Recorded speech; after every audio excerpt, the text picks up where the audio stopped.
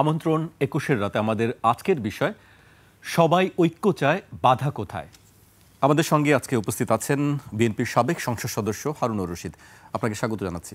ধন্যবাদ। আমাদের সঙ্গে আছেন বাংলাদেশ সুপ্রিম কোর্টের সিনিয়র আইনজীবী আবু হেনা রাজ্জাকি। আপনাকে স্বাগত জানাচ্ছি। হারুন ভাই, কি দিয়ে শুরু করতে চাই? আমাদের আজকে আলোচনার বিষয় সবাই ঐক্য চায়, বাধা কোথায়। এর বাইরেও সমসাময়িক বিষয় নিয়ে আমরা কথা বলতে চাই। আজকে হারুন ভাই, যেটা দিয়ে শুরু করতে চাই, আমরা আজকে দেখলাম একটি রাজনৈতিক দলের প্রতিষ্ঠাবার্ষিকী, সেখানে সব রাজনৈতিক দলের নেতারা ছিলেন। সেখানে একটি কথা আমরা সবার মুখে শুনেছি, যে সবাই বলছেন ঐক্যবদ্ধ থাকার কথা, এবং সবাই সবাইকে বলছে যে আমরা যেন ঐক্য থাকি। এই বিষয়ে কিন্তু কারোর কোনো দ্বিমত বা আপত্তি বা কোনো ধরনের কোনো মতবিরোধ নেই, কিন্তু ঐক্যবদ্ধ হতে আসলে সমস্যা কোথায় সবার? না, ধন্যবাদ আজকের ২১শে টেলিভিশনের এই আলোচনায় আমাকে সম্পৃক্ত করার জন্য, এবং সহ আলোচক সুপ্রিম কোর্টের আমাদের সিনিয়র লয়ার উপস্থিত, আমাদের অন্যান্য দেশ বিদেশের দর্শকদের শুভেচ্ছা জানাচ্ছি। আপনি আজকে আলোচনার বিষয়বস্তু করেছেন সবাই ঐক্য চাই, বাধা কোথায়। আমি তো বাধা দেখছি না। রাজনৈতিক দল হিসেবে তো বিভিন্ন দলের বিভিন্ন কর্মসূচি, বিভিন্ন দাবি দেওয়া থাকবেই, ভবিষ্যতেও থাকবে, এবং সে আলোকে প্রত্যেক রাজনৈতিক দল, প্রত্যেক আপনার রাজনৈতিক জোট, তারা তাদের বিভিন্ন দাবি দেওয়া নিয়ে তারা জনমত সৃষ্টির চেষ্টা করবে। এইটাকে আমি ঐক্য পরিপন্থী বা ঐক্য বিঘ্নিত হচ্ছে এরকম আমি মনে করি না। আপনার যেমন এখানে আজকে ঐক্যমত কমিশনে দেখেন যারা অংশগ্রহণ করেছিল তারা প্রায় সবাই স্বাক্ষর করেছে, আর যে কয়েকটি দল স্বাক্ষর করেনি তারাও স্বাক্ষর করে। তাদের যে বিষয়টা রয়েছে, আমার মনে হয় আলোচনার মাধ্যমে সেটাও একটা নিষ্পত্তি হবে বলে আমি দৃঢ়ভাবে আশাবাদী। তাহলে এখানে তো ঐক্যমত কমিশনের মধ্য দিয়ে যে বিষয়গুলো আমরা ঐক্যমতে পৌঁছছি, এই জায়গাটাতে যদি আমরা ঐক্যমত থাকি তাহলে তো এটা আমাদের জন্য একটা বড় পজিটিভ দিক। এখন এর পরে আপনার অন্যান্য যে বিষয়গুলো রয়েছে, আপনার সরকার পরিচালনা করার সময় সরকারের সমালোচনা করা, বা সরকারের বিভিন্ন সময় বিভিন্ন রকম ঘটনা ঘটলে সেগুলো নিয়ে সমালোচনা, এটা তো থাকবেই, এটা থাকবে। তো সুতরাং এখানে আমি মনে করি যে আমাদের দীর্ঘ 50 বছরে আমরা রাজনৈতিক দলগুলো একত্রিত বসতে পারিনি, জাতীয় ইস্যু নিয়ে, জাতীয় দাবি দেওয়াগুলো নিয়ে আমরা একমত হতে পারিনি। তবে এখন অন্ততপক্ষে একটা পক্ষ অনুপস্থিত থাকলেও এখন অন্ততপক্ষে আমরা যারা একত্রিত হয়ে এই জায়গায় পৌঁছছি, এইটাতে আপনার বাধা আমি কোথাও দেখছি না। দাবি দেওয়া নিয়ে কেউ বিভিন্ন রকম কথা বলছে, ঐক্যমত কমিশনের স্বাক্ষর হয়েছে, তারপরে বিভিন্ন দল তারা মাঠে কর্মসূচি দিচ্ছে, এটা জনমত তৈরি করার জন্য দিতেই পারে। তার সেই সব বিষয়ের ক্ষেত্রে আমাদের নোট অফ ডিসেন্ট আছে বা আমাদের আপত্তি আছে। এখন যাদের এটা নিয়ে দাবি আছে তারা তো জনমত তৈরির জন্য তারা চেষ্টা করবেই, তো এইটা বাধা আমি মনে করি না। জি, আপনার কাছে আবারও আসবো। এই পর্যায়ে আমি আবু হেনা রাজ্জাকির কাছে আসতে চাই। রাজ্জাকি ভাই, হারুন ভাই দৃষ্টিতে কোনো বাধা দেখছেন না? আসলে সবাই ঐক্যবদ্ধই আছেন, যার যার যে দাবি দেওয়া সে অনুযায়ী সবাই কাজ করছেন, কিন্তু আসলে কি জুলাই সনদ বাস্তবায়ন বা গণভোট বা বাস্তবায়নের প্রক্রিয়া কি হবে, সেই বিষয়গুলো নিয়ে কিন্তু এখনও আমরা দেখিনি যে সবাই একমত হয়েছে। এটি একটি প্রশ্ন রয়ে গেছে যে কীভাবে আসলে বাস্তবায়ন হবে। আপনার কাছে কি মনে হয়? আসলে ধন্যবাদ আপনাকে এবং আমার বিজ্ঞ সহ-আলোচক আর ২১শে রাতের দর্শক সবাইকে। এই যে প্রথম কথাটা বললেন হারুন ভাই, যেটা বললো যে উনি ঐক্য দেখছেন, মানে ঐক্যের সমস্যা হচ্ছে না, এই তো কথাটা। জি। আর আপনার প্রশ্ন হলো যে ঐক্য, মানে প্রশ্নটা হলো কীরকম, যে সবাই ঐক্যবদ্ধ থাকতে চাচ্ছে, কিন্তু বাধাটা কোথায়? এইটা আপনি যখন স্টেজে কথা বলবেন, এইখানে আইসে, যেমন আপনি বিয়ে বাড়িতে যাচ্ছেন আপনার ফ্যামিলি নিয়ে, you are highly disturb with your wife, but আপনি এটা এক্সপ্রেস করবেন না, ওখানে এক্সপ্রেস হবে না। আপনি দেখবেন, মানে শুনেন, এই আমার ঘরটা, আমার ঘর থেকে মহল্লাটা, মহল্লা থেকে, এই তো জিনিস আলটিমেটলি। তো আমরা যদি আমাদের পার্সোনাল লাইফ রিসার্চ করি, আপনি দেখবেন যে আপনার বাসায় একটা মেহমান বসছে, আপনি বসে কীভাবে কথা বলতেছেন, বাট আপনার ইনডোরে, মানে আপনাদের আভ্যন্তরীণ অনেক জটিলতা আছে।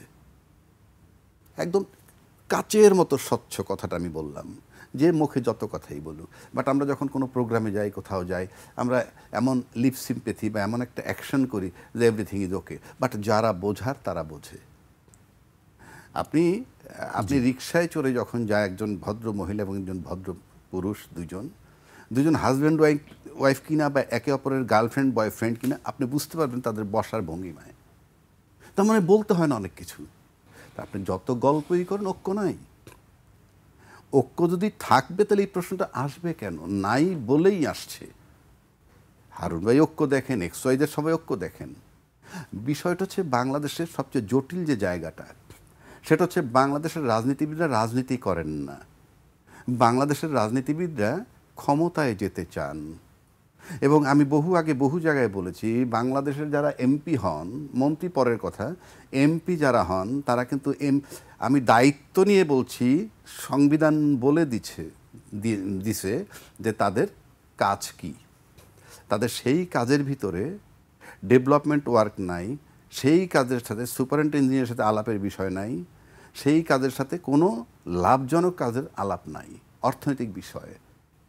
আমি 53 বছর একই দেখেছি, এমপি হওয়া মানে ওই কাজগুলো করা। তার মানে এমপির সাথে একটা আর্নিংয়ের সম্পর্ক আছে। তা না হলে আমি রাজনীতিবিদ, আই ক্লেম যে আমি রাজনীতিবিদ, যদি বলেন who cares you, that is another issue. আমি একটা কথা বলে যাচ্ছি, এইটা যে অ্যাকসেপ্ট করবে, দ্যাট ইজ মাই পলিটিক্স। আপনারা যারা রাজনীতিবিদ সবাই যখন বলেন আমরা দেশ জাতির মঙ্গল চাই, তো দেশ জাতির মঙ্গল আপনি ক্ষমতায় গিয়ে করতে পারবেন। এর আগে রাজ্জাকিকে বলে দিতে পারেন না যে রাজ্জাকি সাহেব আপনি তো ক্ষমতায় আছেন, আপনি এই কাজগুলো করেন, আপনি ক্ষমতায় যাবেন, আপনি গিয়ে দেশকে ভালোবাসবেন, দেশের লোকের উপকার করবেন। কারণটা কি? আপনার কাজটা যদি তৃতীয় ব্যক্তি করে, সেখানে আপনার বাধাটা কোথায়? You just tell me. আমি জাতির কাছে প্রশ্ন করেন, আমি চ্যালেঞ্জ ছুড়ে দিলাম যে আপনি একটা প্রস্তাব দেন না যে রাজ্জাকি সাহেব আপনি তো ক্ষমতা আছেন, আপনি এই কাজগুলো করেন। আচ্ছা, এই কাজগুলো করতে গিয়ে কী বাধা সেটা আবার আমি আপনাকে বলবো। করেন না, আপনি পাওয়ারে যাবেন, আপনি জাস্ট দেশটাকে লুটে পুটে খাবেন, তাহলে কোনো কারণ নাই আপনার যাওয়ার। এর মানে এই না আপনি নির্বাচন করবেন না। অর্থাৎ পাওয়ার বেসড রাজনীতি, আমাকে পাওয়ারে যেতে হবে, মানে কাজটা আমি একমাত্র করব, আমি ছাড়া কেউ করতে পারবে না। তার মানে আপনার প্ল্যান নাই। আপনি যদি বলেন যে আপনি রাজনীতি করবেন, ফাইন, দেশটা নির্বাচন করে ক্ষমতায় যাক, নির্বাচন করে ক্ষমতায় যাবে, এটাই স্বাভাবিক। কিন্তু যে লোকটা নির্বাচন দিবে, রাজ্জাকি সাহেব, সেই রাজ্জাকি সাহেবের সামনে যত বাধা আসতেছে, তখন কেউ বাধা দেন নাই যে ভাই তোমরা যে মাঠে নেমে লোকের ডিস্টার্ব করো, এই দাবি সেই দাবি, 200-300 রকমের দাবি ফেস করছেন। আমি দায়িত্ব নিয়ে বলছি, নিশ্চিত করে বলছি, এরা সবাই কোনো দলের সম্পৃক্ত লোক। দলের সাথে সম্পৃক্ত না এমন কোনো লোক, সে সরকারি চাকরি করে না, সে মাঠে নামে না আন্দোলনের নামে, দলের সাথে তার সম্পৃক্ত থাকতেই হবে। তাহলে দল তাকে ডিস্টার্ব করতেছে, রাজনৈতিক দলগুলো ডিস্টার্ব করে, in the name of answer, in the name of school teacher, in the name of what ever it is. তাহলে ক্ষমতায় আপনার বাংলাদেশের যে কোনো দেশে দুইটা ব্যাপার থাকে, একটা আভ্যন্তরীণ, একটা আন্তর্জাতিক। আন্তর্জাতিক বিষয়গুলো কি সেটা আমাকে প্রশ্ন করলে আমি ক্ষমতায় না গিয়ে বুঝবো না, তবে আমরা বাইরেতে বুঝি। ভারতের সাথে পানি নিয়ে ঝামেলা আছে, তো আমেরিকার সাথে ওই পোর্ট নিয়ে ঝামেলা আছে, তো চায়না ডেভেলপমেন্ট, এইসব আমরা শুনি। বেসিক ফার্স্ট হলো আপনার ইন্টারনাল, আপনার দেশের জনগণ এবং রাষ্ট্র, এই দুইটাকে এনশিওর করবে, এই দুইটার নিরাপত্তা, সার্বভৌমত্ব, জনগণ নিরাপত্তা সব এনশিওর করতে হবে। সব কিছু এনশিওর হয়েছে বিগত 53 বছরের মধ্যে, সব রাজনীতিবিদরাই তো চালিয়েছেন। আপনি যখন রাষ্ট্রকে এখন পর্যন্ত সার্বভৌম করতে পারেনি, রাষ্ট্র যখন নিরাপত্তা এনশিওর করতে পারেনি, আমি দেখলাম একটা প্রতিবেদন, আমার চোখের পানি এসে গেছে, যে গত 16 বছরে এমন ঘটনা ঘটছে যে তার বাবার খোঁজে নদীর পাড়ে গিয়ে মাঝিকে জিজ্ঞেস করছে যে একটা ডেড বডি দেখেছো, কোনো একটা ডেড বডি কি তোমরা দেখেছো? কি অদ্ভুত। সেই দেশে আমি নির্বাচন নির্বাচন নির্বাচন করে চিৎকার করতেছি, ভাই নির্বাচনটা অপরাধ না, নির্বাচন চাওয়াটা অপরাধ, আল্লাহর কসম নির্বাচন চাওয়াটা অপরাধ নয়। কিভাবে আপনারা ঠিক করবেন? আমরা কি সেই জায়গাটা আদৌ গেছি? সে কারণে আমি বলছি যে এখন পর্যন্ত গত 14 মাসে কোন রাজনৈতিক দল দায়িত্ব নিয়ে কে বলতে পারবে যে এই সরকারকে এই কাজগুলো করতে বলেছিলাম, উনি করেননি বা করতে পারেননি? আমরা জানতে চাই সেটা। সোশ্যাল মিডিয়া আসতো, টেলিভিশনে বলতো, ইউনূস সাহেবকে বলেছিলাম আপনি এটা এটা এটা এটা করেন। আপনি ক্ষমতায় গিয়ে সব পারবেন, এখন কেন পারবেন না? এই 14 মাস কেন পারবেন না? এই 14 মাস কেন পারেন নাই এবং আগামী ফেব্রুয়ারি পর্যন্ত পারবেন না? আমি নিশ্চিত করে দিলাম কেন পারবেন না। তারা ক্ষমতায় গেলে করবেন সেটি তারা বারবার বলছেন। আমরা ক্ষমতায় গেলে করবে না, এই 14 মাস সাফার করবো আমরা। আপনার তাকায় তাকায় দেখলেন ইউনূস সাহেব 12টা বাজাই দিল এই দেশটার, আর আমরা তাকায় তাকায় দেখলাম। কেন দেখলাম? আমার প্রশ্ন, আমি কেন দেখলাম? আমি তো রাজনীতিবিদ, আমার দায়িত্ব আছে। সে প্রশ্নের উত্তর নিশ্চয়ই রাজনীতিবিদরাই দিতে পারবেন। আমি সেই বিষয়ে আমি হারুন ভাইয়ের কাছে আমি জানতে চাই আসলে যে কেন যে প্রশ্নগুলো তুলছিলেন রাজ্জাকি ভাই, যে কেন আমরা সেই জিনিসগুলো দাবিগুলো আদায় করতে পারিনি, যে দাবিগুলো আমরা বলছি যে আসলে ক্ষমতায় গেলে আমরা এটি করব। জি ধন্যবাদ। আসলে বাংলাদেশের পৃথিবীর মধ্যে বাংলাদেশ হচ্ছে সবচেয়ে জনবহুল ঘনবসতি সম্পন্ন দেশ এবং আমাদের অত্যন্ত সংকট কবলিত দেশ। বাংলাদেশে গণতন্ত্রের যাত্রা মুক্তিযুদ্ধের পর, দেশ স্বাধীনের পর বারবার আমরা হোঁচট খেয়েছি। গণতন্ত্রের ভিত্তিটা আমাদের শক্তিশালী করতে পারিনি, সাথে সাথে আমাদের প্রাতিষ্ঠানিক ভিত্তিগুলো আমরা শক্তিশালীভাবে দাঁড় করাতে পারিনি। নির্বাচনী এলাকা ভিত্তিক জাতীয় সংসদের সদস্য নির্বাচিত হয়। রাজশাহী ভাই যেটা বলল যে এমপিদের কাজ কি, এমপিদের কাজ তো পার্লামেন্টে আইন প্রণয়ন করা, ঠিক আছে। বাংলাদেশের স্থানীয় সরকার ব্যবস্থাও কিন্তু সেইভাবে শক্তিশালী ভিত্তির উপর আমরা দাঁড় করাতে পারিনি। তবুও 50 বছরের মধ্যে তুলনামূলকভাবে এই ভিত্তি আগের চাইতে অনেক বেশি মজবুত হয়েছে এবং এগুলোর বাজেটও পাচ্ছে। ইউনিয়ন পরিষদ আলাদা বাজেট পায়, পৌরসভা আলাদা বাজেট পায়, সিটি কর্পোরেশন আলাদা বাজেট পায় এবং সেখানে এমপিদের কোনো হস্তক্ষেপ থাকে না। এখন ওই এলাকার এমপিরা যদি হস্তক্ষেপ করে, এটা আমি মনে করবো অনাকাঙ্ক্ষিত। এইখানে হস্তক্ষেপ তো আমরা দেখি এইখানে না, তাদের যে বাজেট, ইউনিয়ন পরিষদের যে বাজেট বরাদ্দ, এটা ইউনিয়ন পরিষদ কর্তৃকই গৃহীত হয়, ইউনিয়ন পরিষদ কর্তৃক ব্যয় হয়। সেখানে যদি ক্ষমতাসীন দলের এমপিরা প্রভাব বিস্তার করতে চায়, করতে পারে, তখন কিছু প্রশাসন আসলে তাদেরকে বাধা দেওয়ার থাকে না। কিন্তু এটা যদি কেউ করে, এটা অনাকাঙ্ক্ষিত, এটা ঠিক না। আমাদের দেশে দুর্নীতির সমস্যা আছেই, আগামী দিনেও থাকবে। আমি আগামী দিনে যে নতুন নির্বাচনে নতুন সরকার আসবে, দুর্নীতি মুক্ত আমরা বাংলাদেশ হয়ে যাব, এটা জনগণের প্রত্যাশা। এবং আমাদেরকে চেষ্টা করতে হবে দুর্নীতি দমন কমিশন সহ দুর্নীতি প্রতিরোধকল্পে যে প্রতিষ্ঠানগুলো আছে, সেই প্রতিষ্ঠানগুলো শক্তিশালী করতে হবে।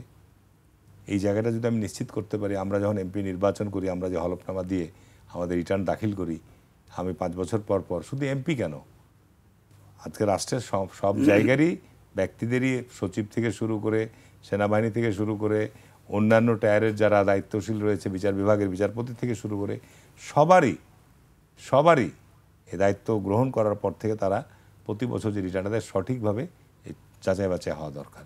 এখানে আমাদের অনেক ঘাটতি আছে, অনেক গাফলতি আছে, অনেক দুর্বলতা আছে। আমরা আজকে বিভিন্ন জায়গায় গিয়ে দেন দরবার করি নিজস্ব এলাকায়, বিশেষ করে একজন নির্বাচিত এলাকার এমপির, যেহেতু এমপি থেকেই মন্ত্রী হয়, দেশ পরিচালনার দায়িত্ব তাদের উপরই বর্তায়। এখন স্বাভাবিক কারণে নির্বাচনী এলাকার জনসাধারণের জনস্বার্থের কী কী সংকট, কী কী সমস্যা, কী কী দাবি দেওয়া, এই বিষয়গুলো আমরা নির্বাচনের সময় জনগণের কাছে প্রতিশ্রুতি দিই যে আমরা এগুলোর ব্যাপারে পদক্ষেপ গ্রহণ করব। স্বাভাবিক কারণে সেই জায়গাগুলোকে ইমপ্লিমেন্ট করার জন্যে, প্রকল্প তৈরি করার জন্যে, তখন কিন্তু ইঞ্জিনিয়ারদেরকে আমাদেরকে শরণাপন্ন হতে হয়। সংশ্লিষ্ট বিভাগের ইঞ্জিনিয়ারদের ঊর্ধ্বতন তাদের কর্তৃপক্ষকে বলতে হয়, পত্র দিতে হয় যে আপনারা এই প্রকল্পটা তৈরি করে মন্ত্রণালয়ে পাঠান, মন্ত্রণালয়ে তারপরে প্ল্যানিং কমিশনে পাঠাবে। এটা আমাদের দেশের একটা চিরাচরিত মানে একটা নিয়ম দাঁড়িয়ে গেছে। ব্যুরোক্রেসি যদি আজকে শক্তিশালী হতো, তাহলে আজকে এই আমাদের দেশে তো সত্যিকার অর্থে বাজেটের অর্থেরও ঘাট সংকট আছে। প্রতি বছর বাজেটে অর্থ বৃদ্ধি পেলেও আজকে যে পরিমাণ আমাদের বিভিন্ন ক্ষেত্রে, শিক্ষা, স্বাস্থ্য, যোগাযোগ, এই সমস্ত ক্ষেত্রে যে পরিমাণ অর্থের প্রয়োজন, আমাদের 20 কোটি, প্রায় 18 থেকে 20 কোটি মানুষের দেশে, সেই পরিমাণ আমরা অর্থ বরাদ্দ দিতে পারি না। যে কারণে আমাদের তো আসলে এই অনেকগুলো সংকট আছে। কিন্তু সত্যিকার অর্থেই যদি দেশে একটা গণতান্ত্রিক ব্যবস্থার ভিত্তি গড়ে ওঠে, আমরা যে আজকে ঐক্যবদ্ধ কমিশন আলোচনা করে কিছু সিদ্ধান্ত গ্রহণ করলাম, এর মধ্যে মৌলিক বিষয়গুলো কি? এর মধ্যে মৌলিক বিষয় হচ্ছে আমাদের সাংবিধানিক প্রতিষ্ঠানগুলোকে শক্তিশালী করা। দ্বিতীয়ত হচ্ছে যে বিষয়গুলোর কারণে আমাদের নির্বাচনী ব্যবস্থা বিতর্কিত হয়, সরকার বিতর্কিত হয়, সেই সব জায়গাগুলো চিহ্নিত করে সেই সব জায়গাগুলোর ব্যাপারে পদক্ষেপ গ্রহণ করা। সংবিধানের কিছু মৌলিক বিষয়ে সংশোধনে নিয়ে আসা, এই বিষয়গুলো নিয়ে আমরা একমত হয়েছি। সুতরাং আমরা যদি এটাকে এগিয়ে নিয়ে যেতে পারি, তাহলে আমি মনে করি যে দীর্ঘদিনের যে মানে আমাদের সংকটগুলো ছিল, বিভিন্ন সাংবিধানিক প্রতিষ্ঠানের নিয়োগ, তারপরে প্রশাসনিকভাবে পদায়ন, প্রশাসনিকভাবে আপনার যে নিয়োগগুলো, প্রশ্নপত্র ফাঁস হচ্ছে, ভর্তি পরীক্ষার প্রশ্নপত্র ফাঁস জুলাই হচ্ছে। সনদের ভিত্তিতে যে এই যে নির্বাচনের এই যে দাবি করা হচ্ছে, সারা দেশে আপনার এই সমস্ত বিষয়গুলো একটা সংকট থেকে আমাদের উত্তরণ ঘটাতে হবে। জুলাই সনদের ব্যাপারে যেটা বলতে চাচ্ছিলেন, যে জুলাই সনদের ব্যাপারে ভিত্তিতে যে সবাই নির্বাচনের কথা বলছে, জামায়াত ইসলামীর কথা বলছে, এনসিপি, তারা বলছে জুলাই সনদের ভিত্তিতে নির্বাচন বা গণভোট নভেম্বরে। এখানে যারা এখন যে আমার ভাই যেটা বলল যে আমরা সবাই ক্ষমতা চাই, বাস্তব এটা ক্ষমতা আপনাকে বিএনপি বলেন, জামাত ইসলাম বলেন বা এনসিপি বলেন, সবারই টার্গেট তো একটাই, ক্ষমতায় যাওয়া। ক্ষমতায় না গেলে তো আপনি আপনার যে লক্ষ্য উদ্দেশ্য দলীয় যে চিন্তাভাবনা, সেটা বাস্তবায়ন আপনি করতে পারবেন না। এক একটা দলের এক একটা ধরনের চিন্তা ভাবনা আছে। আমি এক ধরনের চিন্তা ভাবনা করছি, জামাত ইসলামের এক ধরনের আদর্শ, এনসিপি চিন্তা করছে একরকম, অন্য দল একরকম আছে। ক্ষমতায় যাওয়ার আগেই তো এই বিরোধগুলি আছে। কিন্তু কথা হচ্ছে যে ক্ষমতায় যাওয়ার জন্য আপনার যে বিষয়গুলো, আপনি জুলাই সনদ, আজকে তো একটা অন্তর্বর্তীকালীন সরকার, সাংবিধানিক বিশ্লেষণে যদি আপনি যেতে যান, এটা সাংবিধানিক এর মধ্যে আপনি আনতে পারবেন না। যে কারণে আপনার এই সময়কাল সহ 111-এর সময় 3 মাসের জায়গায় 111-এর সরকার 2 বছর রান করেছে। যে কারণে পরবর্তীতে শেখ হাসিনাকে ক্ষমতায় বসিয়ে দিয়ে শেখ হাসিনা কিন্তু এগুলো সবগুলোকেই তাদের সময়কালে যত কর্মকাণ্ড, যত বিধিবিধান, যত আইন, যত অর্ডিন্যান্স যা কিছু করেছে, সবগুলোকেই কিন্তু তাকে বৈধতা দান করতে হয়েছে। সুতরাং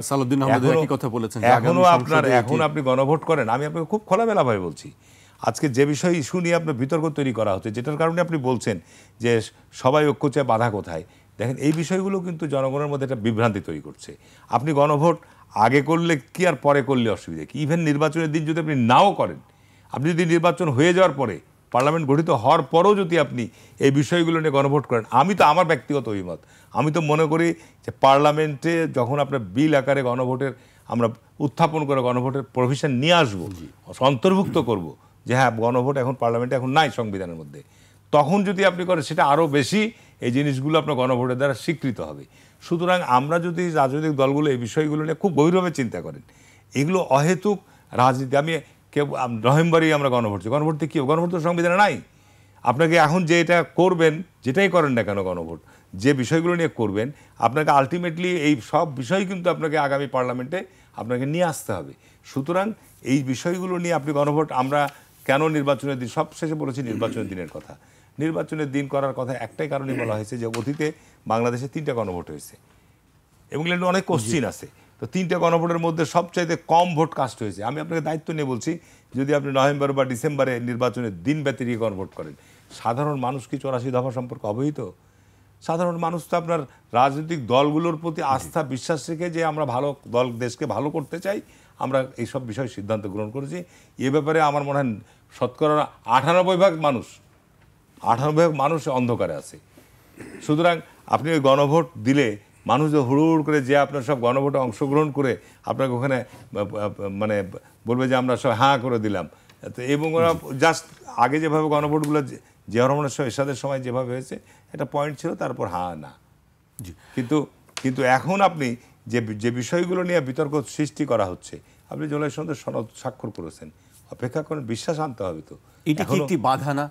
না, বাধা আমি বলবো না, তবে এইটা এখন বলতে চাচ্ছে আমরা বিশ্বাস করতে, বিশ্বাস না করতে আপনি আলোচনায় বসলেন কেন?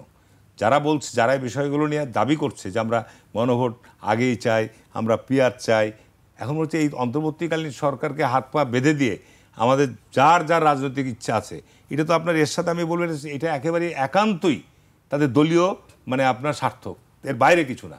সবাই যার যার দলীয় স্বার্থেই কথা বলবেন।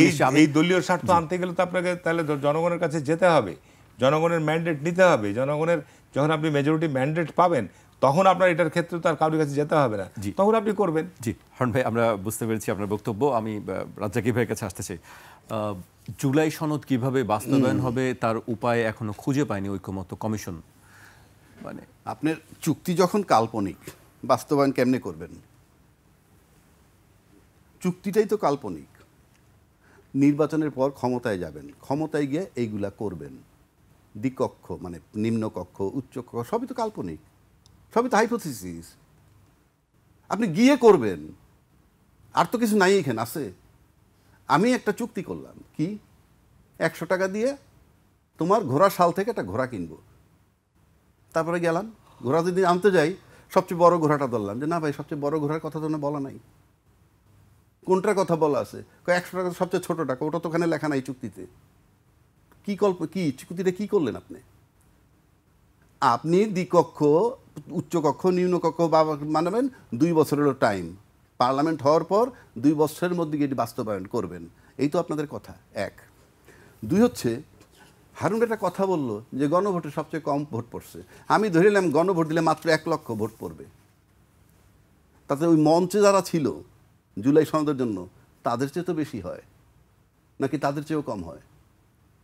মঞ্চে তো 25 দুগুণে 50 জন বসছিলেন, তার বিরুদ্ধে 2টা দল ছাড়া বাকি 23টা দলের 46 জন লোক, তাকে 23টা দলের সমস্ত নেতাকর্মী 23টা বাস ভরবে না। তারা স্বাক্ষর করছে কেন? তারা স্বাক্ষর করছে বড় দল, ওনাদের রাজনৈতিক অনুকম্পা নিবে, সিট ছেড়ে দিবে, সেইগুলো থেকে তারা দাঁড়াবে। সেই প্রসঙ্গে আসছি আমি, হারুনের কাছে বেশ কিছু প্রশ্ন আছে। আচ্ছা, আরেকটু বলি। এইবার আসেন সংবিধানে। কোন সংবিধান? সংবিধানে গণভোট নাই। আমরা যে নির্বাচনটা করতে যাচ্ছি সেই নির্বাচনটা করার কাগজটা কোথায় আমার কাছে? কোন সংবিধান দিয়ে যাচ্ছেন আপনি? আমি খুব সিরিয়াস প্রশ্ন করছি, এবং এই চ্যালেঞ্জ আমি হারুন ভাইকে করছি না, এখানে বসে আমি নির্বাচন কমিশনকে চ্যালেঞ্জ থ্রো করছি। আপনি বুঝান জাতিকে আপনি কোন সংবিধানের অধীনে নির্বাচন করছেন। যদি বলেন যেটা এক্সিস্টিং শেখ হাসিনার সংবিধান, সেটার মেয়াদ বহু আগে শেষ হয়ে গেছে, সংসদ ভাঙার 3 মাস। তারা তো এক্সিস্টিংই বলছেন। এক্সিস্টিংই বলছেন, তো এক্সিস্টিং তো ভায়োলেট হয়ে গেছে। আপনি কে ফেব্রুয়ারি 26-এ নির্বাচন দেওয়ার? কে আপনাকে অথরিটি দিচ্ছে? কোন আইনে, কোন সংবিধান? আবারও চ্যালেঞ্জ করছি নির্বাচন কমিশনকে, কৈফিয়ত দেন আপনি, যে আপনি কিভাবে পারলেন। আপনি বুঝান, আমাকে জাতিকে বুঝাইতে হবে। আপনি খালি ঘরে বসে বললে তো হবে না। আপনি নির্বাচন কমিশন যে এক্সিস্টিং সংবিধানের কথা বলে, নাম্বার 1 এই সরকার সেই সংবিধানের না। হারুন ভাইও বললেন, আমিও একমত, অন্তর্বর্তীকালীন সরকার। উনি হলেন অন্তর্বর্তীকালীন সরকার। আমার ওই এক্সিস্টিং সংবিধানে অন্তর্বর্তীকালীন সরকার বলতে কিছু নাই। তো যেই সংবিধানে যেই পুস্তকে আমার কথা বলা নাই, সেই পুস্তক আমি কিভাবে চালাবো? আমি যেটার ভিতরে আমার নাম নাই, আমাকে রাইট দেওয়া হয় না, আমি সেটা কিভাবে চালাবো? 1, 2 নির্বাচন কমিশনকে বলছি, অনেক মেধাবী, অনেক জ্ঞান নিয়ে এসে বসছেন। আমি বলতে হয়, দুঃখে বলতেছি, সংসদ ভেঙে যাওয়ার পরবর্তী 3 মাসের মধ্যে আপনি নির্বাচন করবেন। সেই হিসাবে 7ই নভেম্বর 2024-এর মধ্যে নির্বাচন হওয়ার কথা। যদি আমি 8ই অগাস্ট 2025-24 থেকে ইউনূস সাহেবের মেয়াদ থেকে গুনি, আর ওনার নিয়োগই হয়েছে 21শে নভেম্বর 2024, তার তো কোনো রাইটই নেই ওই সংবিধান নিয়ে কথা বলার, ওই সংবিধান মোতাবেক নির্বাচন করার। নির্বাচন পোর্শনটা জাস্ট ফুল স্টপটা থেমে আছে। আগে ডিসাইড করেন। আমার দুঃখ, 7 মাস ধরে বসে যখন আপনারা ডিসাইড করতে পারলেন না পরিষ্কারভাবে কোন সংবিধান মোতাবেক বা কোন আইন মোতাবেক আপনি নির্বাচন করতে যাচ্ছেন। আবার গণভোটের প্রশ্ন, কেউ কেউ বলে ডিসেন্টিং আছে, অমুক আছে, তমুক আছে, ইত্যাদি ইত্যাদি। আর ডিসেন্টিং ফিসেন্টিং আছে বইলেই তো আমরা গণভোটের প্রশ্নটা আসছে। পরিষ্কার সবাই মেনে নিলে তো হয়ে যেত, অথবা সবাই না মানতেন তাও হয়ে যেত। এখনও যদি এটা গণভোটে যায়, পরিষ্কার ডিসেন্টিং ফিসেন্টিং গণভোটে থাকবে না। গণভোটে থাকবে যে জুলাই সনদ বাস্তবায়ন হবে কি হবে না, হ্যাঁ বা না। 1, 2 আসেন, এই যে জুলাই সনদ বাস্তবায়ন, জুলাই সনদের আইনি ভিত্তি কি? যে চুক্তি না মানলে কার্যকর করবেন কিভাবে, সেই ক্লজ নাই। আমি চ্যালেঞ্জ ছুড়ে দিলাম সমস্ত বাংলাদেশের রাজনীতিবিদদের কাছে, যে আপনি এই সনদ বাস্তবায়ন যদি না করি আমি, আপনি কিভাবে বাস্তবায়ন করাবেন? এখানে গ্যারান্টর কারা? কাদের সামনে আপনি এই এগ্রিমেন্টটা করলেন? Is there any documents? মাত্র 4টা লোকের মূল স্বাক্ষর। এইটাই রাজনীতির যে বড় দুটো দল ছিল ওখানে, বড় ভাই, মেজো ভাই, আর সেজো ভাই তো জানি নাই, এনসিপি সাহেবরা। আচ্ছা, এবার আপনি আসেন, তাহলে জুলাই সনদের আইনি ভিত্তিতে ওই দিন মঞ্চে বসে যারা স্বাক্ষর করছে, এরা নিশ্চয়ই জুলাই চেতনার পক্ষের শক্তি। আর যারা জান নাই, তারা কি দিলে জুলাই চেতনার বিপক্ষের শক্তি? গোটা বাংলাদেশ এটা খাবে?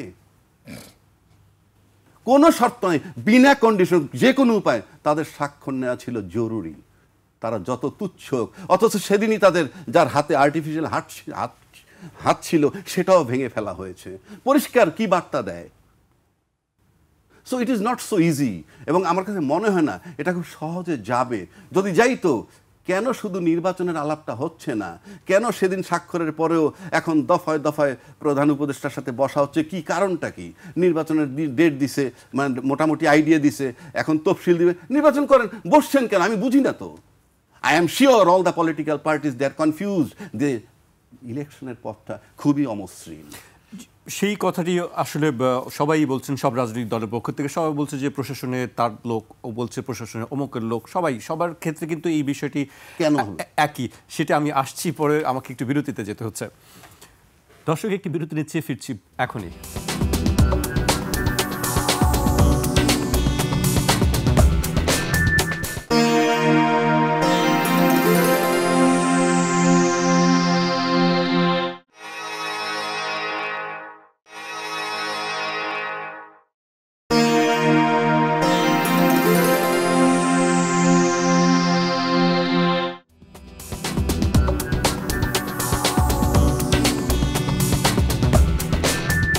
বিরতির পর আবারও স্বাগত। আপনারা দেখছেন ২১-এর রাত।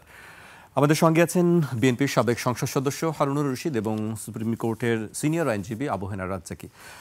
এবার আমি হারুন ভাইকে দিয়ে শুরু করতে চাই, একটু অন্য প্রসঙ্গে, রাজনীতির মাঠের দিকে একটু দৃষ্টি দিতে চাই। এবার বিএনপির মনোনয়ন প্রার্থীদের তালিকা বেশ দীর্ঘ। এর সঙ্গে যুগপৎ আন্দোলনের যারা শরিক দল আছে তারা তো আছেই, এবং নতুন করেও একটি দলের সংযোজন হওয়ার একটি আলোচনা চলছে। সেক্ষেত্রে বিএনপির পক্ষ থেকে বলা হয়েছে যে ২০০ আসনের ব্যাপারে মোটামুটি এই মাসের মধ্যে একটি চূড়ান্ত বিষয় হবে, বাকি ১০০-র ব্যাপারে তারা এখনও কোনো সিদ্ধান্ত নেয়নি। সেক্ষেত্রে শরিকদের কার কি অবস্থান সেটি বিবেচনা করছে বিএনপি আসলে, যে তারা কে জিতবে কে জিতবে না। আপনার কাছে কি মনে হয়, ২০০-র উপরে কি বিএনপি, যে বাকি ১০০ আছে সেগুলো কি বিএনপি ছেড়ে দিবে? আর এখান থেকে আসলে কতজন মানে জয়ী হওয়ার সম্ভাবনা আছে বলে আপনার মনে হয়? জয় পরাজয়ের বিষয়টা তো আমি এখন আরেকটি ব্যাপার, এবারে যে মার্কা, যে জোটবদ্ধভাবে নির্বাচন করলে এবার আলাদা প্রতীকে তাদেরকে নির্বাচন করতে হবে, মানে যার যার যে প্রতীক দলের সেই প্রতীকে নির্বাচন করতে হবে। এ বিষয়ে একটি আপত্তিও আজকে বিএনপির পক্ষ থেকে ইসিতে জানানো হয়েছে, একটি চিঠি দেওয়া হয়েছে। হারুন ভাই। জি, এখানে আসল বিষয়টা হচ্ছে যে বিএনপি যে কয়বার নির্বাচন করেছে, জাতীয় নির্বাচনের সময় সবচেয়ে যেটা গুরুত্ব দেওয়া হয়েছে যে স্ব নির্বাচনী এলাকায় যারা গুরুত্বপূর্ণ এবং নির্বাচনে যারা বিজয়ী হয়ে আসতে পারবে সেইভাবে প্রার্থীকে সাধারণত বিভিন্ন জরিপ করে পর্যালোচনা পূর্বক তাদেরকেই মনোনয়ন দেওয়া হয়। এবারও তাই হবে। বিভিন্ন আসনে কাদের অবস্থান কেমন, এ আলোকে অলরেডি মোটামুটি গণমাধ্যমে যেটা আমি জানছি যে বিএনপির কোনো শীর্ষ জায়গা থেকে আমি এটা এখনও খবর পাইনি, তবে গণমাধ্যমে যেটা প্রচার হচ্ছে যে আগামী এক সপ্তাহের মধ্যে বা এই মাসের শেষ দিকে আপনার ২০০ মতো আসনে বিএনপির প্রার্থী ডিক্লেয়ার করবে। আমরা অপেক্ষা করি। আর ১০০ আসন আপাতত ডিক্লেয়ার করছে না, তার কারণ এখানে আমাদের শরিকদেরকে কোথায় কোনটা সিট দিবে সেই জন্য একটা ইয়ে রাখা হচ্ছে, সেটাও আপনার খুব অতি সত্ত্বর সেটাও হয়তো দিয়ে দিবে। এটি কি বিএনপির জন্য একটি কি মধুর সংকট বা চ্যালেঞ্জ? না না, এখানে কোনো সংকট না। অতীতে সবসময় যেটা হয়েছে যে আপনার যখন আওয়ামী লীগ বিএনপি প্রতিদ্বন্দ্বিতা হয়েছে তখন সাধারণত তফসিল ঘোষণার পর আপনার মনোনয়ন, আমাদের বোর্ড আপনার মনোনয়ন প্রত্যাশীদের আবেদন ফর্ম ছাড়া হয়েছে, আবেদন করেছে, তারপর একটা নির্ধারিত সময়ে বিভাগওয়ারি আপনার ১ থেকে শুরু করে ৩০০ পর্যন্ত ইন্টারভিউ হয়েছে। ইন্টারভিউর মাধ্যমে আপনার চূড়ান্ত প্রার্থী তালিকা ঘোষণা করে দিয়েছে। কিন্তু এবার যেহেতু এটি ব্যতিক্রম, এবার জামায়াতে ইসলাম ৬ মাস আগেই তাদের প্রার্থী ৩০০ আসনে দিয়ে তারা মাঠে ঘুরে বেড়াচ্ছে, প্রচারণা চালাচ্ছে। আর আমাদের এখনও প্রার্থী ব্যাপারে চূড়ান্ত না করার ফলে আমাদের প্রায় প্রতিটি আসনই মনোনয়ন প্রত্যাশীরাই আপনার ব্যানার লাগাচ্ছে, পোস্টার লাগাচ্ছে, ঘুরে বেড়াচ্ছে। এনসিপির সঙ্গে কি কোনো আসন ভাগাভাগি নিয়ে আলোচনা চলছে কি? আমার এই মুহূর্তে এটা নিয়ে কোনো তথ্য জানা নেই। গণমাধ্যমের খবর দেখলাম যে তাদেরকে ৫টা বা ৭টি আসন দেওয়ার মতন একটি আলোচনা এনসিপির নেতৃবৃন্দরা, যেটা আমিও গণমাধ্যমে দেখছি যে আলাপ আলোচনা করছে। এখন এনসিপির ব্যাপারে সিদ্ধান্ত নেওয়ার মালিক, যে তারা তাদের তো যে কোনো একটা সাথে জোট হওয়ার কথা। বিএনপির সাথে যদি জোটে তারা কমফোর্ট ফিল করে যে আমরা এখানে থাকলেই নির্বাচনে বিজয়ী হব, প্লাস এখানে থাকলে আমাদের জুলাই আন্দোলনের যে উদ্দেশ্য লক্ষ্য সেখানে আমরা সেটাকে এগিয়ে নিয়ে যাওয়ার জন্য সেক্ষেত্রে আপনার বিএনপির সঙ্গে আসলে আপনার কি মনে হয় আসলে তারা কয়টা আসন পেতে পারে? না, এটা দলের সিদ্ধান্তের প্রশ্ন। এটা তো আমি তো দলের নীতি নির্ধারক পর্যায়ে নাই। এখানে আমাদের অ্যাক্টিং চেয়ারম্যান এবং পার্টির স্ট্যান্ডিং কমিটি আছে, তারা এই ব্যাপারে সিদ্ধান্ত চূড়ান্ত করবে যে এখন যারা জোটে বর্তমান বিদ্যমান তাদেরকে কিছু সিট দেওয়ার সিদ্ধান্ত আছে, যে কোন এলাকায় কাকে কোথায় দিবে না দিবে এইটা। আর এই ক্ষেত্রে আবার নতুন আরপিওর মধ্যে যেটা সিদ্ধান্ত এসছে যে আপনার জোটবদ্ধ নির্বাচন করলেও স্ব প্রতীকে নির্বাচন করতে হবে। এটা নিয়ে বিএনপির আপত্তি কেন? বিএনপির আপত্তি কেন মানে বিএনপি আপত্তি করেছে, আমি যেটা আজকে আপনার কাছে শুনলাম যে তারা চিঠি দিয়েছে নির্বাচন কমিশনে। বিএনপির আপত্তি থাকার কারণটা হচ্ছে যে আপনার অ্যাকচুয়ালি বিগত সময় যত জোটের নির্বাচন হয়েছে, যত নির্বাচন হয়েছে সব সময় জোটের প্রার্থীরা মূল দলের প্রতীক নিয়ে নির্বাচন করেছে। শুধুমাত্র জামাতে ইসলাম গত 18 সালের নির্বাচনে তারা দাঁড়িপাল্লা বাদ দিয়ে তারা ধানের শীষে নির্বাচন করেছিল। তাছাড়া জামাত ইসলাম মোটামুটি 2001 সালের নির্বাচন তারা জোট করেছিল, 2008-এ করেছিল, তখন তারা তাদের প্রতীক নিয়েই নির্বাচন করেছে। কিন্তু 2018-তে তারা ধানের শীষ নিয়ে নির্বাচন করেছিল। তো যে কারণে এটা হয় কি যে আপনার অন্যান্য প্রতীকের মানুষের বাংলাদেশের মানে জাতীয় নির্বাচনের প্রতীক এবং ব্যক্তি ভেরি ইম্পর্টেন্ট। তো যে কারণে আপনার বিএনপির জায়গা থেকে হয়তো যে জোটের সিট যাদেরকে দেওয়া হবে, স্বাভাবিক কারণে তারা তাদের দলের যে প্রতীক সেটা ন্যাশনাল ইলেকশনে খুবই আপনার অপরিচিত প্রতীক বলা যায়। সেক্ষেত্রে তাদের জয়ের সম্ভাবনা কম, সেখানে জয়ের সম্ভাবনা হয়তো কম থাকতে পারে। ধানের শীষ থাকলে হয়তো ধানের শীষ দেখে মানুষ ধানের শীষ কি ভোট দিবে, ওটা প্রার্থী কোন দলের এটা বিবেচনা নিবে না, মনে হয় যেটা বিএনপির প্রার্থী বা বিএনপি জোটেরই প্রার্থী।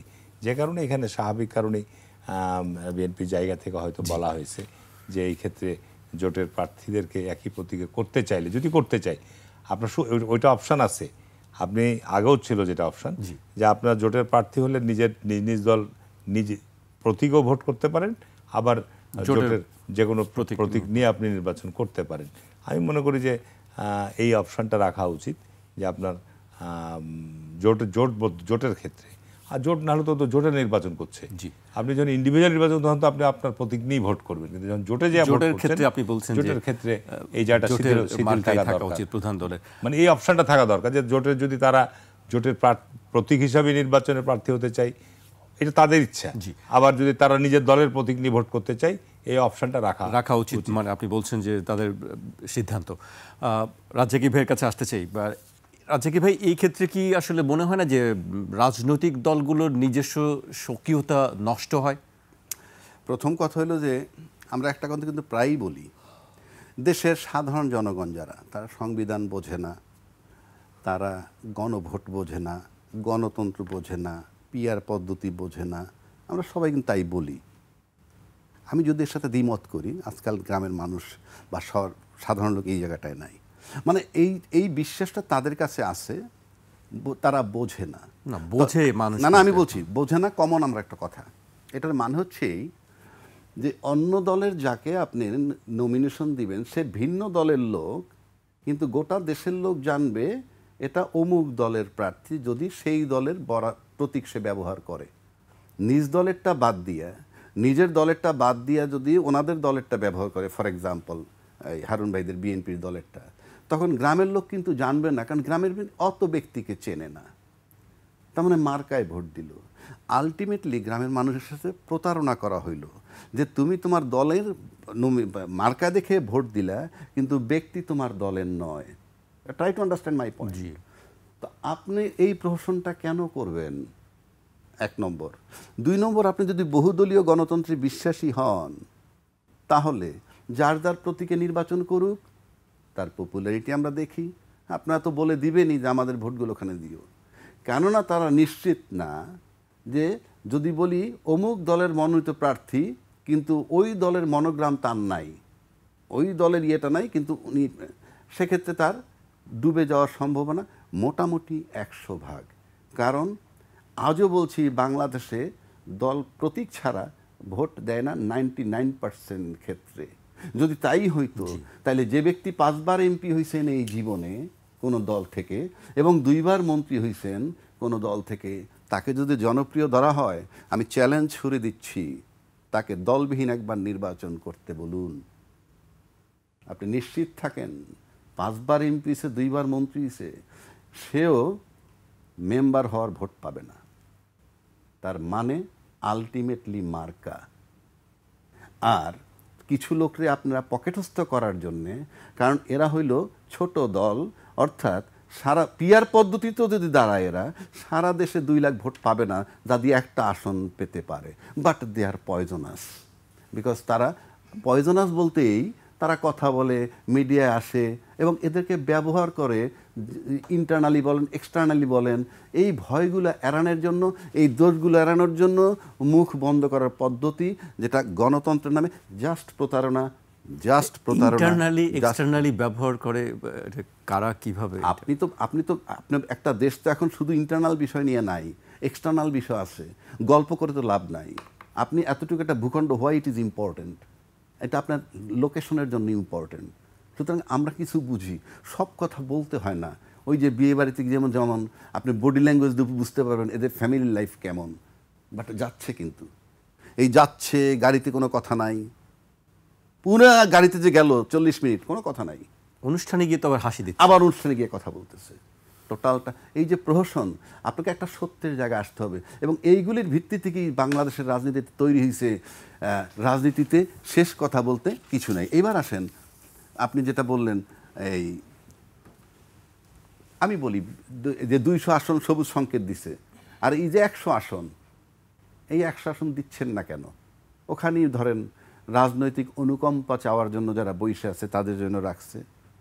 যদি দলীয় নমিনেশন প্রতীক ছাড়া এরা দাঁড়ায়, মনে করেন ওনরা যাদেরকে নিবে ওনাদের দলের প্রতীক ছাড়া যদি তারা দাঁড়ায়, আপনি নিশ্চিত থাকেন 100 ভাগ ফেল করবে।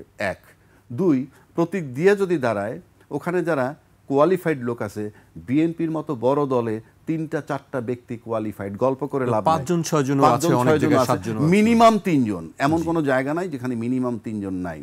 তো আপনি যত কথাই বলেন যে এটা ওরা মেনে নেবে না, ওরা মেনে নেবে ওই বিয়ে বাড়িতে যাওয়ার মতো, বুকে পাথর বেঁধে মেনে নেবে। আচ্ছা, মেনে নিবে না, মেনে না নিলে কি হবে? যেখানে তৃতীয় ব্যক্তি রাজ্জাকেরই যদি এসে দাঁড়ায় যায় একবার, এবং সে যদি একবার এমপি হয়ে যায়, তাহলে এর ভিত্তি প্রস্তর, কারণ একবার এমপি হলে যে টাকা রোজগার করবে সেই টাকা আবার এদের পিছনে ব্যয় করবে, একটা ভিত্তি তৈরি হয়ে যাবে। সুতরাং ওরা ওই ভিত্তিটা করতে দেবে না, নিজের দলের লোকই অপোজ করবে 1 নম্বর। আর যদি অপোজ করে ফেলে, সেখানে তৃতীয় শক্তি বেরোয় আসবে, কোনো সন্দেহ নাই। সুতরাং এটা তাদের জন্য ঝুঁকি আছে। আর জামাতের কথা যেটা বললো, আমি এই কমেন্ট পাবেন আপনি, আমি জামাতের লোক, আলোচনাও মানুষ শুনতে চায় না। আর জামাত 3 মাস আগে বললো যে প্রার্থী দিয়ে দিছে, তার মানে ইটস এ ডিসিপ্লিন ফোর্স। কেন বলি আমি, ইতিমধ্যে আপনি শুনছেন যে যাদেরকে বিএনপি বহিষ্কার করছে তাদের অনেককে কিন্তু আবার ক্ষমা করে দিছে। সেটা কি আপনি শুনেছেন? অলরেডি পত্রিকায় আসছে। এই ক্ষমা করেছে কেন? তার মানে নিয়ন্ত্রণের বাইরে। এখন ক্ষমা না করলে আরও ডিস্টার্বিং হতে পারে। সুতরাং এটা আমার কাছে মনে হয়, তো এই জিনিসগুলো যদি আপনি চিন্তা করেন, অনেক কিছু আপনাকে মাথায় রাখতে হবে। আমি আবারও বলছি, নির্বাচনের পথ মসৃণ নয়। কেন নয়? আপনি এনসিপির 7-8টা সিট দিবেন, সারফেসে কয়েকটা লোক দেখছেন, উপরে হাসনাত আবদুল্লাহ, তো সার্জিস আলম, এদের নাম আমরা বলতে পারি, কারণ কি এরা ছোট মানুষ বয়সে। আমি তাদেরকে নাবালক বলে তিরস্কার করছি না, ওরা ভাববে যে রাজ্জাকি ভাই সমালোচনা করতেছে, করুক। আপনি সারফেসেরই কয়টা লোকের কয়টা সিট দিবেন? আপনি কি মনে করেন এই কয়টা লোকই এনসিপি? এনসিপি রাজনীতিতে ভোট নাই, এনসিপি দল হিসেবে দুর্বল, কিন্তু এনসিপি আন্দোলনের জন্য বড় শক্ত প্রতিদ্বন্দ্বী। এটা মাথায় রাখতে হবে। জি, রাজ্জাকি ভাই হাসনাত আবদুল্লাহর কথা বলছিলেন, সার্জিস আলমের কথা বলছিলাম। আমি হাসনাত আবদুল্লাহর একটি বক্তব্য তুলে ধরতে চাই হারুন ভাইয়ের কাছে আলোচনা যাবার আগে। এনসিপি নেতা হাসনাত আবদুল্লাহ বলেছেন, সচিবালয়ে গিয়ে কয়েকটি রাজনৈতিক দল জেলা প্রশাসক ভাগাভাগি করছে, এতে সহায়তা করছে অন্তর্বর্তী সরকার। আগামীতে একটি ইলেকশন ইঞ্জিনিয়ারিংয়ের চেষ্টা চলছে। বর্তমান নির্বাচন কমিশন স্বৈরতান্ত্রিক আচরণ করছে, প্রতিটি রাষ্ট্রীয় প্রতিষ্ঠান দখল করছে 2টি দল। এমনটি চলতে থাকলে জনগণ মেনে নেবে না। তিনি বলেন, আরেকজন ক্যান্টনমেন্টে বসে ষড়যন্ত্র করছেন। তিনি অভিযুক্ত সেনা কর্মকর্তাদের রক্ষায় অবসরপ্রাপ্ত ব্রিগেডিয়ার আজমির হাত ধরে অনুরোধ করেছেন, আবার ষড়যন্ত্র হলে আমরা বসে থাকব না, আমাদের উপর ট্যাঙ্ক চালিয়ে দমানো যাবে না। 2টি বিষয় নিয়ে কথা বলেছেন। সচিবালয়ে 2টি দল দখলের কথা বলেছেন, আরেকটি ক্যান্টনমেন্ট নিয়ে কথা বলেছেন। হারুন ভাইরা এখন আবুল হাসনাত নাকি এনসিপি নেতা হাসনাত আব্দুল্লাহ সার্জিস এরা তো ধরেন যে বিভিন্ন সময় বিভিন্ন কথা যত সহজে বলা যায়, আমাদের জায়গা থেকে তো আমার একটু কঠিন, এতটা বলা সহজ না, ঠিক আছে না। প্রশাসনে যে এখন পুনর্গঠন বলেন বা পদায়ন বলেন বা পজিশন বলেন, এসব জায়গায় মোটামুটিভাবে গুরুত্বপূর্ণ জায়গাগুলোতে বিএনপি জামাত সমর্থিত লোকেরাই কিন্তু সুযোগ সুবিধা পাচ্ছে। কিছু ব্যতিক্রম হচ্ছে, আগে বর্তমান যারা কর্মরত তারা তো আপনার বিগত 15-16 বছর যে ফ্যাসিবাদী শাসক ছিল ওই সময়ের এই লোকগুলোই তো ছিল। জি, তো সুতরাং দুটি দল পাচ্ছে কিন্তু এনসিপি এখান থেকে আসলে পিছিয়ে আছে। ঢালাও এভাবে বলা, এটা স্পেসিফিক বললে ভালো হতো। তার কারণ যে লোকগুলো যাচ্ছে অহেতুক তাদেরকে বিতর্কিত করে দেওয়া হবে। কারণ বিগত 8ই আগস্টের পরে অন্তর্বর্তীকালীন সরকার 64টা জেলে নতুন ডিসি নিয়োগ দিয়েছিল এবং এই ডিসি নিয়োগ দিয়ে ডিসিদের ব্যাপারেও অনেকেই অনেক অভিযোগ আপত্তি ছিল। কিন্তু আপনার এই ডিসিগুলো তো আপনার 1.5 বছর মানে মোটামুটি 12-14 মাস কাজ করে আসলো। এর মধ্যে যাদের এলাকায় যারা কিছু অপ্রীতিকর ঘটনা ঘটেছে তারাকে প্রত্যাহার করেছে। সামনে নির্বাচনের পূর্বে সকল জেলারই ডিসি পরিবর্তন হবে, সকল জেলার পরিবর্তন হবে। এখন এইটা আপনি যদি মাইক্রোস্কোপ দিয়ে খুঁজতে যান যে এই কর্মকর্তাগুলো আচ্ছা কোন দলের আনুগত্য করেছে বা অনুসরণ, তাহলে দেখা যাবে যে হয়তো বিএনপি বা জামাত বা আপনার আওয়ামী লীগও পাবেন এর মধ্যে। তাদের মধ্যে দেখা যাবে যে এরা নিরপেক্ষ, এরা বিগত সময়ে সেরকম কোনো এর সাথে জড়িত ছিল না।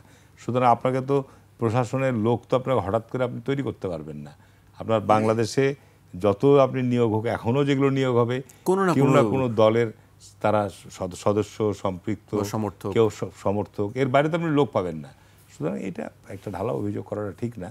আমি ব্যক্তিগতভাবে মনে করি যে যখন কোনো নির্বাচিত সরকার রাষ্ট্রীয় ক্ষমতায় দায়িত্ব নেবে সবসময় দলীয়করণের অভিযোগ আনা হয়, আমি এটাকে দোষের মনে করি না। আপনি আমেরিকার সরকার পরিবর্তন হওয়ার পর যখন আপনার রিপাবলিকান আসে বা ডেমোক্র্যাট আসে, তখন দেখবেন যে সারা পৃথিবীতে তাদের যে অ্যাম্বাসেডার বিভিন্ন দেশের নিয়োগ থাকে, সেটা মেয়াদ শেষ হওয়ার সঙ্গে সঙ্গেই নতুন অ্যাম্বাসেডার নিয়োগ দিয়ে তাদের মানে লোক, তাদের দেশের গোটা প্রশাসনিক কাঠামো রদবদল হয়। স্বাভাবিক, কারণ আপনার তো কাজ করতে হবে। আপনি ব্যুরোক্রেসির মধ্যে ডেপুটি সেক্রেটারির সংখ্যা ধরেন যে 1000, তো এর মধ্যে মাত্র 64 জন ডেপুটি কমিশনার হবে। তো এইখানে প্রশাসনের ওই যে আপনার যাচাই বাছাই কমিটি নেই, কী কমিটি আছে, সেই কমিটির মধ্যে দিয়ে একটা ফিট লিস্ট তৈরি করা হয়, ফিট লিস্টের মধ্য দিয়ে আপনার নিয়োগ দেওয়া হয়। না তো ডেপুটি সেক্রেটারি তো সবাইকে আপনার দিতে পারতো। এদের মধ্যে প্রশাসনে মাঠ পর্যায়ে কাজের জন্য কেউ উপযুক্ত। ডেপুটি কমিশনারদের কিন্তু একরকম বলা যায় 24 ঘন্টার মধ্যে আর 12-14 ঘন্টা কাজ করা লাগে, অক্লান্ত পরিশ্রম করা লাগে। হ্যাঁ, ঠিক আছে না। অন্যান্য ডেপুটি সেক্রেটারি সচিবালয়ে যান, নিজে ঘুরে বেড়াচ্ছে, অত কাজের চাপও নাই। তো সুতরাং এইগুলো অভিযোগ, তারপর সেনাবাহিনীর ব্যাপারেও যে অভিযোগগুলো আছে, সেনাবাহিনীকে বিতর্কিত করা ঠিক হবে না। সেনাবাহিনীর মধ্যে বিগত 15 বছর তো স্বাভাবিক কারণে এতগুলো অফিসারের বিরুদ্ধে অভিযোগ এসছে, আপনার ট্রাইব্যুনালে তাদেরকে হাজির হওয়া হয়েছে, জেলখানায় পাঠানো হয়েছে। সুতরাং এখানে বুঝতে হবে যে সেনাবাহিনীর মধ্যে যখন রদবদল হয় তখন অনেক সেনা অফিসার কর্মকর্তা কিন্তু আপনার পদচ্যুত হয়, চাকরিচ্যুত হয়, অতীতে সবসময় হয়েছে। সুতরাং আগামী দিনে নতুন সরকার আসলেও দেখবেন যে সেনাবাহিনীর মধ্যে বিগত সময়ের তাদের আমলনামা অনুসন্ধান করা হবে, যে বিগত সময়ের তাদের আমলনামার কর্মকাণ্ডের মধ্যে কারা কিভাবে কি করেছে না করেছে।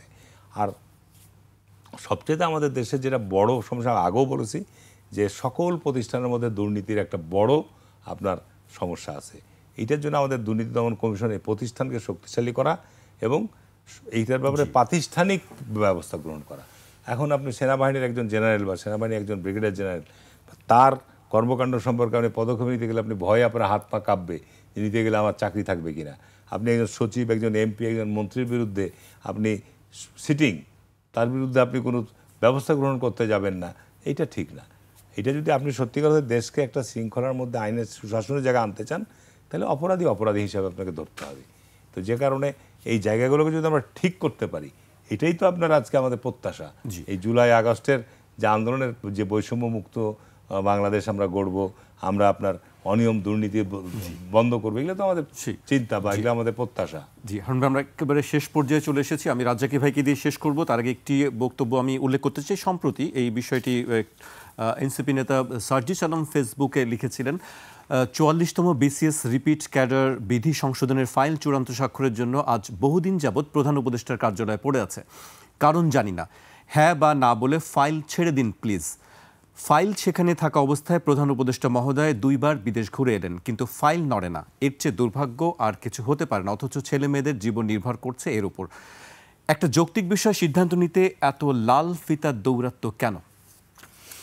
দিস ইজ নাথিং নিউ, এটা ট্রেডিশনাল বাংলাদেশে আমরা জানি। একটার কারণ হচ্ছে এই কিছুদিন আগে না, যখন জুলাই আহত যোদ্ধাদের নিয়ে কথাবার্তা হচ্ছিল প্রথম দিকে, একেবারে এই সরকার আসার পর, তাদের চিকিৎসার জন্য এত দিতে হবে, এই টাকা দিতে হবে, প্রয়োজনে বিদেশ পাঠাইতে হবে, এবং এইটা যখন কিছুই হচ্ছিল না, তখন আমাদের প্রফেসর ইউনূস সাহেব আবার কোনো এক জায়গায়, আমার এই মুহূর্তে একটা ইন্টারভিউর মুখোমুখি হলেন, ডোমেস্টিক, যে এদের এটা হচ্ছে না। কারণ তখন উনি পরিষ্কার বলেছিলেন যে আমলাতান্ত্রিক জটিলতার ভিতরে সে আছে, এবং তখন কিছু উপদেষ্টা নিয়েও কথা আসলো যে আপনার অনেক উপদেষ্টা কাজ করতে পারছে না, সুতরাং আপনি কেন অ্যাকশন।